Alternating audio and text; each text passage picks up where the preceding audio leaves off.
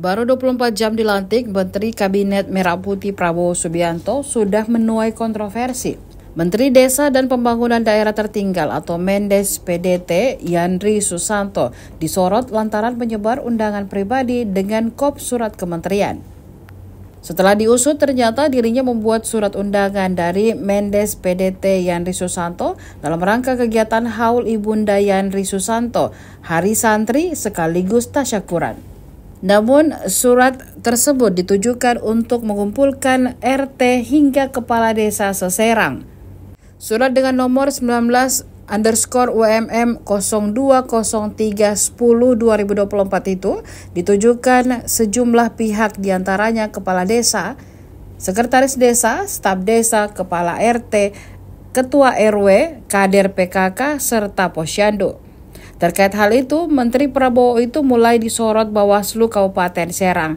Bawaslu khawatir kegiatan tersebut disusupi kampanye lantaran istri dari Yandri Susanto, Ratu Rahmatu Zakia, maju sebagai calon Bupati Serang. Koordinator Divisi Penanganan Pelanggaran Data dan Informasi Bawaslu Kabupaten Serang, Abdul Khalid, mengaku akan melakukan pengawasan baik secara langsung maupun tertulis agar tidak disusupi kampanye.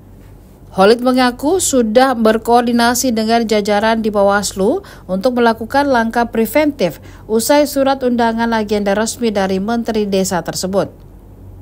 Selama masa kampanye, Khalid mengklaim jajarannya aktif melakukan pengawasan agar para kandidat melakukan kampanye sesuai ketentuan.